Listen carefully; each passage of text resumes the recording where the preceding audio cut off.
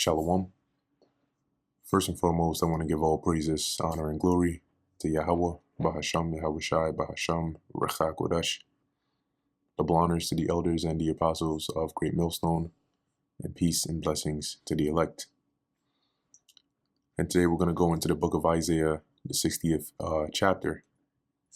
As you can see in the subheading, a glorified Zion. So this is Isaiah chapter 60, verse 1.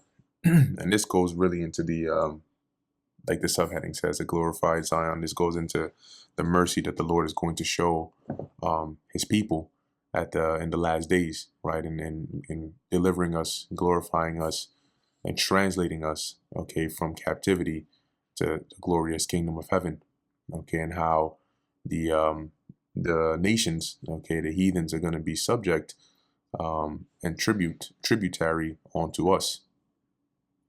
So this is Isaiah 60:1. Arise, shine, for thy light is come, and the glory of the Lord Yahweh is risen upon thee. Okay, and that's pretty much the Lord. We know that ultimately, the light is Yahushai. Okay, but the Lord is shining that light upon us. Okay, as a means of getting us out of this state of darkness.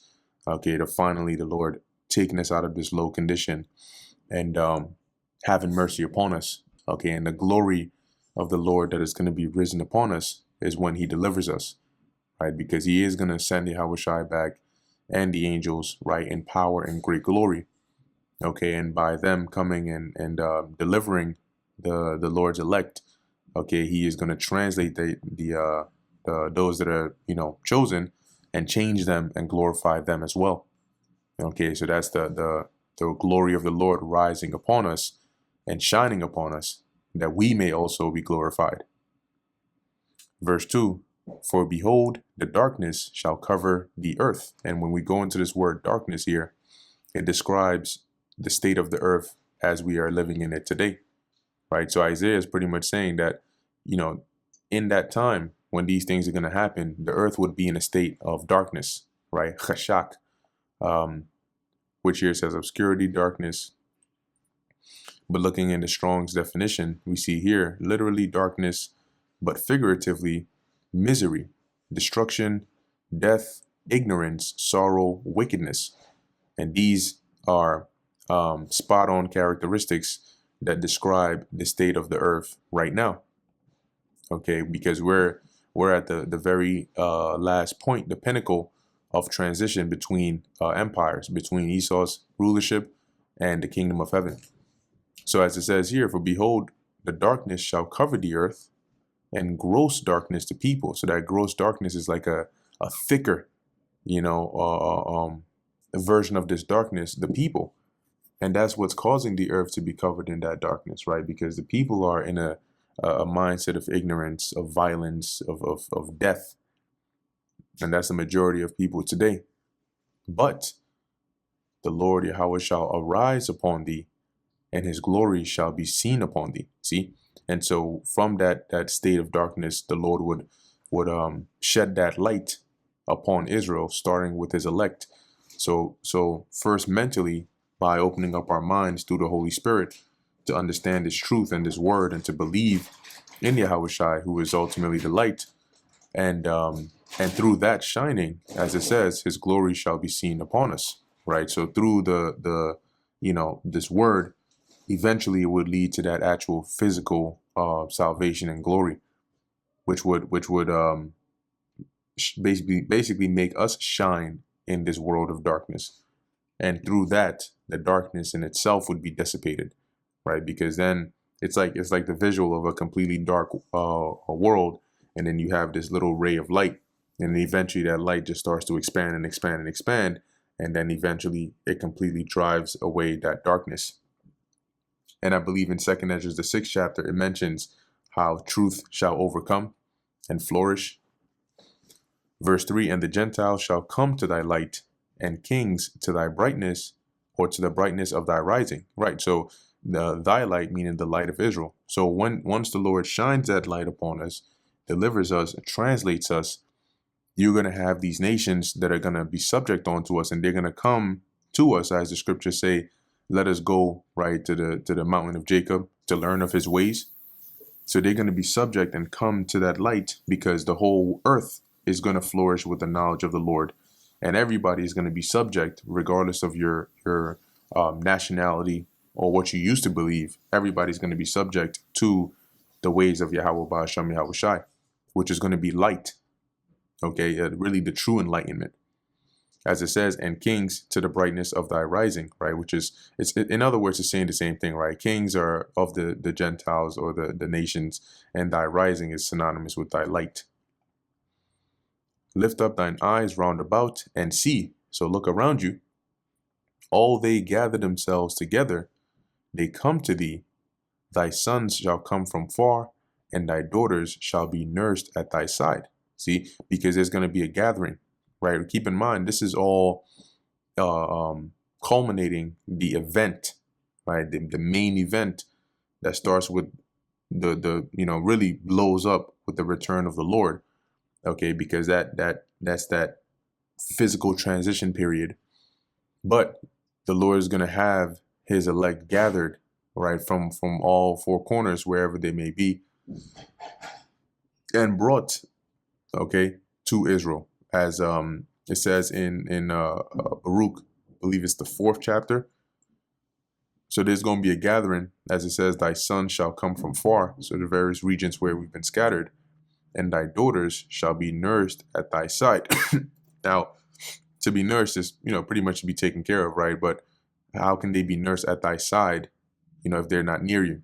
So that's just to emphasize the gathering and being brought back together from wherever we've been scattered.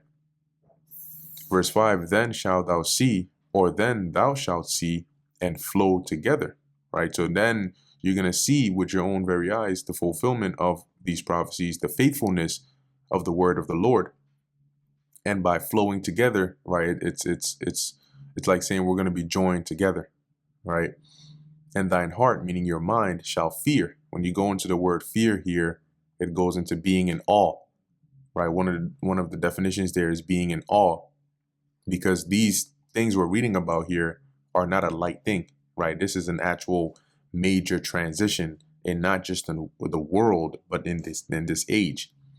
So it's going to be a very big deal, and witnessing that is going to put you in a state of just shock, right? Not in a negative sense, if this is beneficial to you, but it's just going to be a lot to take in and be enlarged, right? And the use of the word enlarged here is really to signify overjoyed, okay, for lack of a better word, because the abundance of the sea shall be converted unto thee. And the abundance of the sea is referring to the resources of the sea, right? Goods that can be carried by ship. They're all going to be brought onto us. The forces of the Gentiles, the forces here is in reference to their wealth. Of the Gentiles, which are these nations, shall come unto thee. So their resources, their wealth, all of these things are going to be brought onto us, because they're going to be tributaries onto us. Verse 6, the multitude of camels shall cover thee. And camels, are like the ancient world's version of trains, right? Or transportation. And they were used like donkeys and stuff, but they could travel far longer distances to carry goods and resources, right? So the multitude of camels covering thee also signifies being, over provisioned with resources from all different areas. The dromedaries, which is just another a term for a young camel, it's still referring to a camel, of Midian and Ephah. All they from Sheba shall come. They shall bring gold and incense, and they shall shew forth the praises of the Lord Yahweh. See, so you're going to have these nations with whatever resources they specialize in, because you have certain resources that are more abundant in particular areas. And so these nations, having those resources that they once again specialize in, they're going to bring the best of those to us, right? Praising the Lord, because once again, the way of Yahweh Ba'ashem Yahweh Shai is going to flourish throughout the earth. And even though they're going to be captive and serving under us, they will prefer that above this reign of Esau Edom, or really any other heathen reign. Because one, they're going to come to the realization of who the true power is, and they're going to have to accept the fact that it's not that you have your own God and this nation has their own God and yada yada. No, there's only one God, but he's just not, you're not his people. And they're going to understand and accept that. But they're still going to be in a better state, even though they're subject onto us, because we're going to instill proper order. We're going to run the earth as it was created to be run. And so the earth in itself will still be a paradise. Okay. And to put it, plainly in an example form, you would rather be a slave in a beautiful paradise than to be a slave in hell, right? Put it like that. Because slaves, think about it, right? As a slave, you still are going to eat so that you can stay alive to serve your labor. But would I rather eat defiled food in hell as a slave, or would I rather eat the version of defiled food in a paradise is still going to be better than the best food you can get in hell, right? So, hey, tributary, slave, captive, whatever their role, they're still going to be better off in that, acknowledging and praising the Lord than in the roles that they're in right now. Verse 7, so it's signifying really the nations bringing their resources onto us. All the flocks of Kedar shall be gathered together unto thee, which I believe Kedar was one of the sons of Ishmael. But once again, their resources, which here would be their flocks, right? Their sheep and so on and so forth. They're going to bring the best of those onto us. So when you go back during the time of King Solomon's reign, there's mention of his provisions, right? How he had, hundreds of this, hundreds of that, hundreds of this, just for like, a day's worth or a week's worth. And it was a lot. Well, they were provided to him, right? They were given to him. Those that were shepherds, those that had sheep and they had large flocks, they would provide a certain amount for the king's provision daily. Well, in this case, like today, you have imports, right? Countries import things to other countries that don't have them there. And those countries depend on those, right? They depend on that supply to feed their population and use the resources as they see fit. So these are similar, right? You're going to have these goods imported or brought onto us. As it says here, they shall come up. Oh, Salakia, and the rams of Nabaioth shall minister unto thee. And ministering here, it doesn't mean that you're going to have a ram that's going to stand up on two hooves, with a garment on and start teaching you. Ministering meaning they're going to serve us. So we're going to be able to use them, right, for whatever use that is, for offerings, and so on. They shall come up with acceptance on mine altar, and I will glorify the house of my glory. Right, so we're going to be able to use them for offerings. We're never going to be short of resources. And I will glorify the house of my glory. And who is the house of the Lord's glory? Israel. Who are these that fly as a cloud and as the doves to their windows?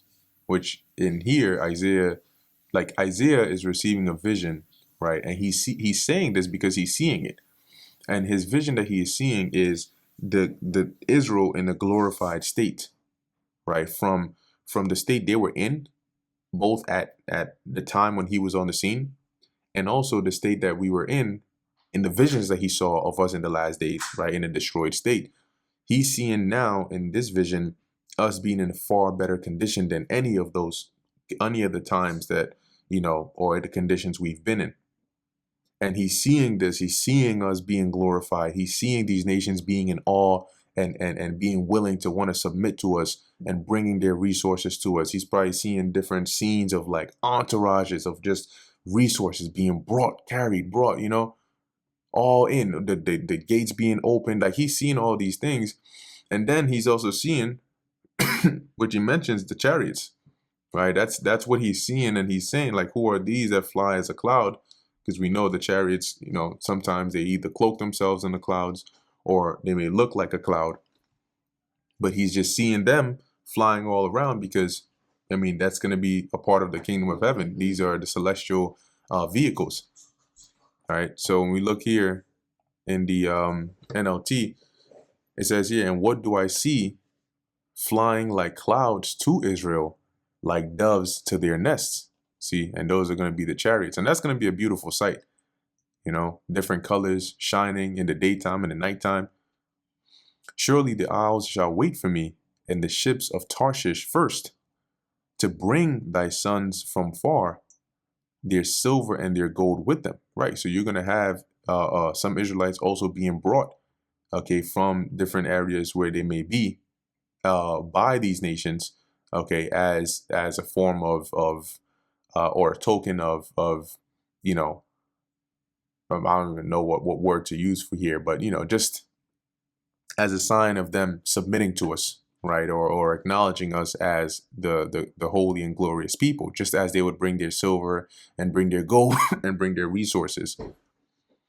It says here, their silver and their gold with them, once again, those resources, onto the name of the Lord Yahweh thy God, and to the Holy One of Israel, because he hath glorified thee. So this is going to be the state of the world, where it's like a complete 180, because now these nations don't respect Israel, right? They look at Israel as the bottom of the bottom, the worst of the worst. Because when you look at the culture and the life and the way that Jake lives and carry themselves today, you can see why. But that's why the scriptures mention us being a reproach, right? And a byword and a proverb in the eyes of these nations. But here Isaiah is seeing and describing how the Lord flips that 180, as to where the nations that didn't want anything to do with us, disassociated themselves with us, and looked at us reproachfully, will be doing the opposite. Okay. And being willing to come and serve and submit unto us. And not like they're going to have a choice, but, you know, verse 10, it says, and the sons of strangers shall build up thy walls, which are referring here to the other nations. They're going to build up our walls. They're actually going to be laboring in building up our kingdom. And their kings shall minister unto thee. So their rulers are going to serve us. For in my wrath I smote thee, right? So the Lord being angry by us worshiping other idols and going astray from the path he set for us, he smote us. And by smiting us, we became this low, destroyed people, being subject unto all these other nations, right? Being, once again, a reproach and a byword, suffering these curses. That was by us being smitten of the Lord. But in my favor have I had mercy on thee. So at the point of our captivity being over, the Lord remembering his mercy, right, and his promise onto us and delivering us, that's the mercy he has showed onto us, where we will be delivered, we will be changed, we will be glorified and raised to a status above all these other nations again. Therefore thy gates shall be open continually, they shall not be shut day nor night, that men may bring unto thee the forces, once again, the riches, the resources, the wealth of the Gentiles. And we just read above a couple of instances, right? You know, the nations bringing their flocks, bringing their gold, bringing their silver, and that their kings may be brought as what? Captives. So we're going to have servants, we're going to have captives, we're going to have it all the resources, okay, that make you rich and bless you in abundance. That's why our gates are going to be continually open, because it's just going to be like there's always something coming in. For the nation and kingdom that will not serve thee shall perish. See, and you know, it's really like that type of rule has been like that since history, right? The nation that was in power, the empire that was in rulership, had the other nations subject onto it. And if you try to revolt or you try to rebel, then they would come see you. And they would either destroy your kingdom or wage war against you, or they would shut it all down. So why would it be any different in our kingdom? If you don't want to serve us, you're going to perish. Yea, those nations shall be utterly wasted, and meaning they're going to be turned into ruin. And they're not going to want to try that, because this isn't going to be, you would never have a fair fight with the nation of Israel once the Lord raises us back up, because we're going to be a nation of gods. Okay, the scriptures say that the Lord is going to change us and we're going to have power. We're not talking about, power of spears or elephants or even Apache helicopters. We're talking about spiritual power. And none of you will ever have, no heathen will have that kind of power to be able to even try to come against us or refuse to serve us. And the scriptures tell you that if you don't come to serve the Lord, to fear the Lord, you're not going to get any rain. You're not going to get any war. Like, we can cause famines. We're going to, you know what I'm saying? Like, so it's not going to be an issue in terms of making them subservient onto us. The glory of Lebanon shall come unto thee. Now, what is the glory of Lebanon? The glory of Lebanon is what Lebanon is known for right here, which is their trees, right? Their resourceful plants. And that's going to be brought onto us, right? The fir tree, the pine tree, and the box together, which these are different kinds of trees, to be used, right, to beautify the place of my sanctuary, right, which is, ultimately Israel, okay, but where our dwelling, right, and I will make the place of my feet glorious. The sons also, because why? The Lord is going to be with us, right? His spirit is going to dwell with us, and it's going to go into that as we keep on reading. The sons also of them that afflicted thee shall come bending unto thee. So who afflicted us? These nations, right? They all had a part in our downfall, in our affliction. And so their descendants, them and their descendants, shall come bending onto thee, meaning they're gonna be bowed down onto us, subject unto us. And all they that despise thee shall bow themselves down at the soles of thy feet, which is something you do when you are subject or paying reverence to someone. And that goes to show that the Lord is going to raise us up above them all. And that's why they're going to have to be under us. They're going to have to be subject to us. And they shall call thee the city of the Lord Yahweh, the Zion of the Holy One of Israel. The word Zion going into monument, okay, or memorial or remembrance. All right, let's pull up that word Zion, which in the Hebrew is Tazayawan. It says parched place, another name for Jerusalem, especially in prophetic books. Let's see here. Right, monument, right? And so we are going to be known as the monument of the Lord. Let's go back. Verse 15, whereas thou hast been forsaken and hated, like I mentioned, right, with the by being subject to the curses, by the Lord turning his face from us, hiding himself from us, right? We were forsaken and therefore we were hated, okay, and brought very low, so that no man went through thee. And as a nation, that would signify nobody associating themselves with us, right? People separating from us and looking at us and dealing with us reproachfully. So whereas in past time we were like that, because in the context of Isaiah 60, this is at the point where we've been glorified. I will make thee an eternal excellency, a joy of many generations, right? So the Lord is going to beautify the nation of Israel, starting with his elect, with an eternal glory, right? He's going to give us a position of excellency that will never cease.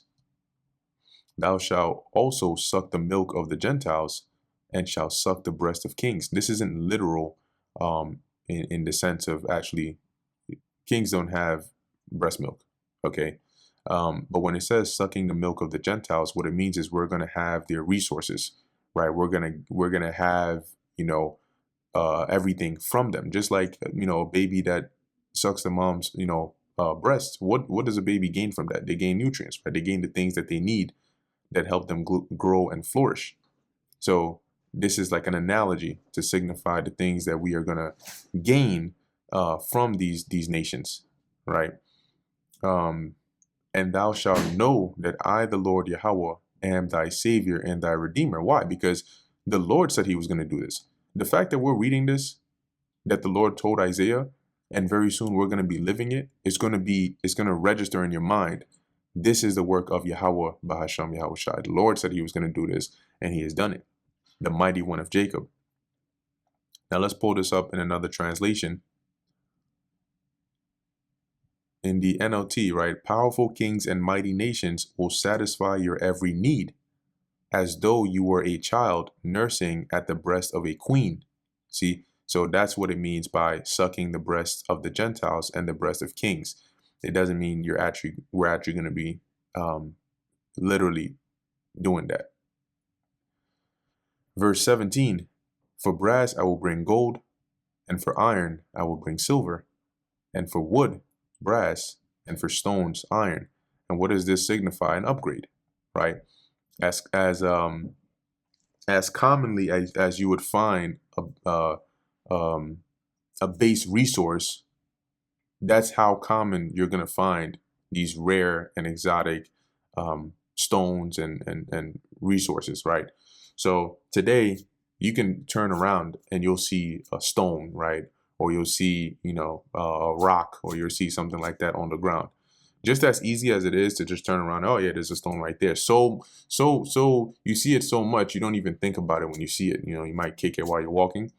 That's how common it is. It's going to be to have, instead of those stones, having, silver or gold, right? Or brass. Like that's the example that's being used here. And what does that signify? We're going to be very rich. I will also make thy officers peace and thine exactors righteousness, right? So we're going to be ruled by peace, right? And led by righteousness, because the officers and exactors are like those that are, governing or keeping the society, in order. But in this case, it's symbolic, right? To say that we will be governed and ruled by righteousness. Violence shall no more be heard in thy land, nor wasting nor destruction within thy borders. So as to where today, that's all you hear in the communities of Israel. Every 2 seconds, somebody's getting shot, somebody's talking smack on a live, and then they get found, and then they get shot, or they get hit, or there's a drive-by, or somebody got stabbed, or somebody got beat up, or somebody, all these different things. In the kingdom, that's not going to be the case, right? We're not going to have to deal with that. But thou shalt call thy walls salvation and thy gates praise. See, so all around us, we're going to be at peace and joyful, right? And praised and praising the Lord. The sun shall be no more thy light by day, neither for brightness shall the moon give light unto thee. Now, it's important to understand that in the scriptures, there are times when the sun and the moon are symbolic or a representation of knowledge, wisdom, understanding, or guidance, right? And the reason is because they give light, and the light is a symbolic, is symbolic of right, a greater understanding, right, or knowledge. Because in a literal sense, when it's dark, you look for the light so you can see. And when you can see, you can do better, right? You know if something is in the way, you can identify what something actually is because you can see. That's why some might say like those that are blind are at a disadvantage, right? Or when it's dark in the nighttime, you're at a disadvantage. And the term enlightened, right, means to what? To have a greater understanding. So the sun and the moon are sometimes a representation of that. And here in Isaiah 19 and 20, it's not talking about the literal sun and moon. This is referring to the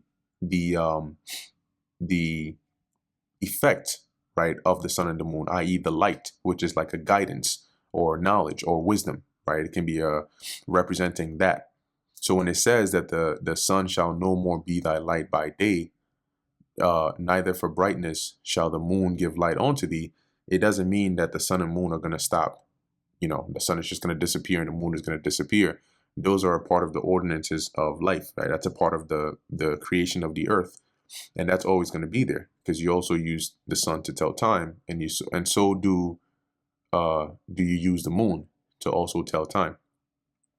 But here, what Isaiah is signifying is that the Lord is going to be so close to us, and he is going to be likened unto, let me read it, but the Lord Yahweh shall be unto thee an everlasting light, and and thy God thy glory.